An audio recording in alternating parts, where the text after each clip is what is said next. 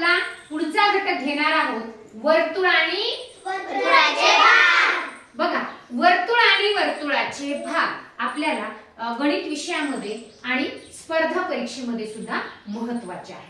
आता मी हे वर्तुळ काढले वर्तुळ म्हणजेच काय? गोल। गोल। आता या वर्तुळाचे भाग कोणकोणते बरं हे आपण बघूया। याला म्हणायचं केंद्रबिंदू। काय म्हणायचं? केंद्रबिंदू। काय म्हणायचं याला? केंद्रबिंदू। बघा, आणि मी जे हे गोल काढले की नाही, हे पूर्ण हा आहे वर्तुळाचा परिघ। काय म्हणायचं याला? वर्तुळाचा परिघ। याला म्हणायचं परिघ। काय म्हणायचं? परिघ वर्तुळा। आणि हे वर्तुळावर अनेक बिंदू असतात, बरोबर आहे? मग आता वर्तुळावरील कोणतेही दोन बिंदू जोडणाऱ्या रेषाखंडाला जीवा म्हणतात। बघा, वर्तुळावरील कोणतेही दोन बिंदू जोडणारा रेषाखंड म्हणजे जीवा। म्हणजे काय? जीवा। जीवा। मग अशा किती जीवा काढता येतील बरं वर्तुळाला? किती जीवा काढता येतील सांगा मला? कितीही। हे दोन बिंदू जोडले की झाली जीवा। असंख्य, अनंत, असंख्य जीवा आपण या वर्तुळाला काढू शकतो, बरोबर आहे? मग जीवा कशाला म्हणायचं? वर्तुळावरील कोणतेही दोन बिंदू जोडणारा रेषाखंड। लक्षात आले? परिघ म्हणजे वर्तुळावरचा प्रत्येक बिंदू। बघा, आता वर्तुळावरच्या दोन बिंदूंना जोडणारा रेषाखंड परंतु केंद्रबिंदू मधून जाणारा। बघा, केंद्रबिंदू मधून जाणारा आणि वर्तुळावरचे दोन बिंदू जोडणारा रेषाखंड म्हणजे व्यास। म्हणजे काय? व्यास। काय सांगितलं मी? केंद्रबिंदू मधून जाणारा आणि वर्तुळावरील कोणतेही दोन बिंदू जोडणारा रेषाखंड म्हणजे व्यास। व्यास। मग हे व्यास जीवा आहे खरी? आहे?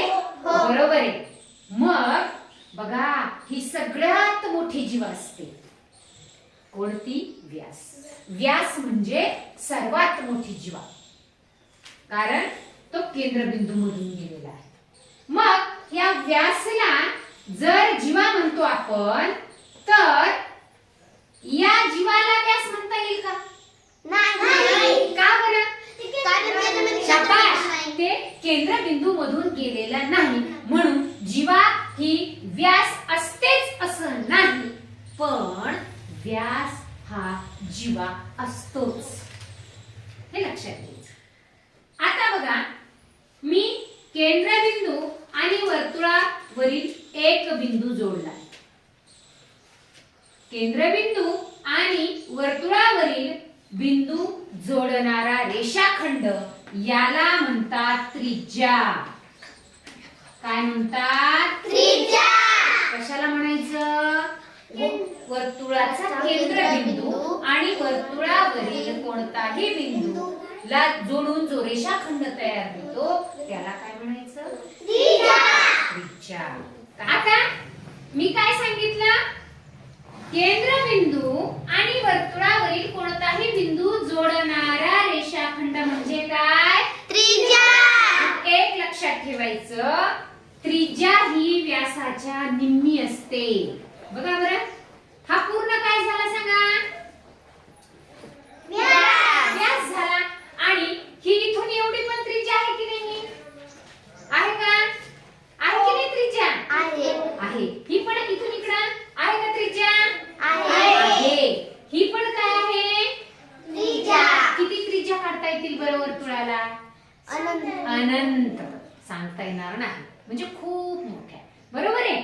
मग लक्षात ठेवायचं, त्रिज्या ही व्यासाच्या अर्धी असते। व्यास पूर्ण झाला, त्रिज्या अर्धी असते, बरोबर आहे? आणि त्रिज्येच्या दुप्पट असतो. व्यास हा त्रिज्येच्या काय दुप्पट. आले लक्षात? हे वर्तुळ आणि वर्तुळाचे भाग. परत एकदा रिव्हिजन करूया. चला, जीवा कशाला म्हणायचं? वर्तुळावरील कोणतेही दोन बिंदू जोडणारा रेषाखंड म्हणजे जीवा. चला, व्यास सांगा. केंद्रबिंदू जाणारा वर्तुळावरील दोन बिंदू जोडणारा रेषाखंड म्हणजे व्यास. त्रिज्या म्हणजे काय?